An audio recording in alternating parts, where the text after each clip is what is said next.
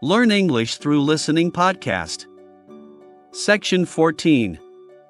A guide giving a tour of a park. Welcome to all of you. Can everybody see and hear me? Good. I'm Sally, your guide for this tour of the Bicentennial Park. I hope that you're all wearing your most comfortable shoes and that you can keep up the pace. So, let's get underway on our tour around this wonderful park. I'll start today with some general background information.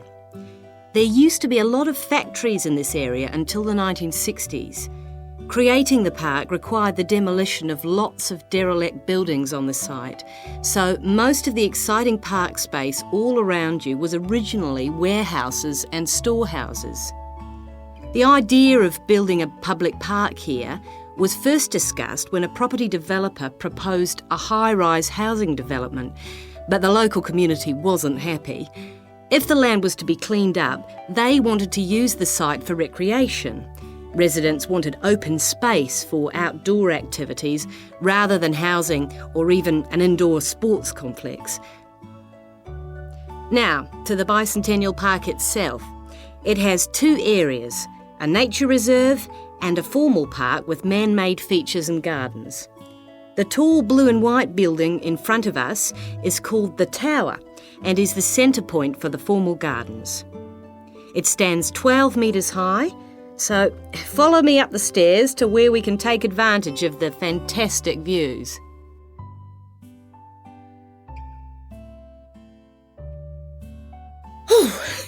Well, here we are at the top of the tower, and we're going to look at the view from each direction.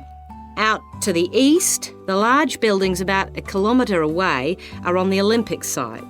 There's an indoor arena for gymnastics, a stadium for track and field, and a swimming pool for races and synchronised swimming, and also diving. If you look carefully down there, you can see the train lines. The Olympic site has its own station to encourage the use of public transport. There is also a car park, but it only holds a limited number of cars. The formal park has some specially created water features.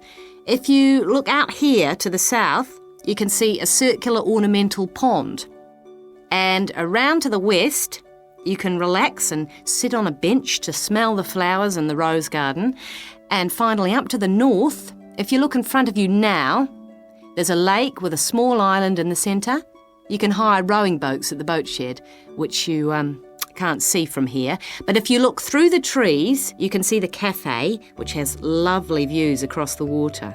OK, let's climb down now. We will go now and have a look at the nature reserve section of the park, which has opened up natural wetland to the public. The mangroves have been made more accessible to visitors by the boardwalk built during the park's upgrade. You'd think that people would come here to look at the unusual plant life of the area, but in fact it's more often used for cycling and is very popular with the local clubs.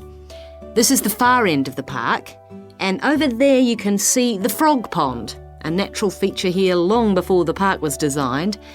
Just next to it we have our outdoor classroom, a favourite spot for school parties. The area is now most often used by primary schools for biology lessons. And finally, let's pass by the Waterbird Refuge. This area is in a sheltered part of the estuary. That's why the park's viewing shelter is a favourite spot for bird watchers who can use it to spy through binoculars. You can watch a variety of waterbirds, but most visitors expect to see black swans when they come to the shelter. You might spot one yourself right now. Well, here we are back at our starting point, the visitors.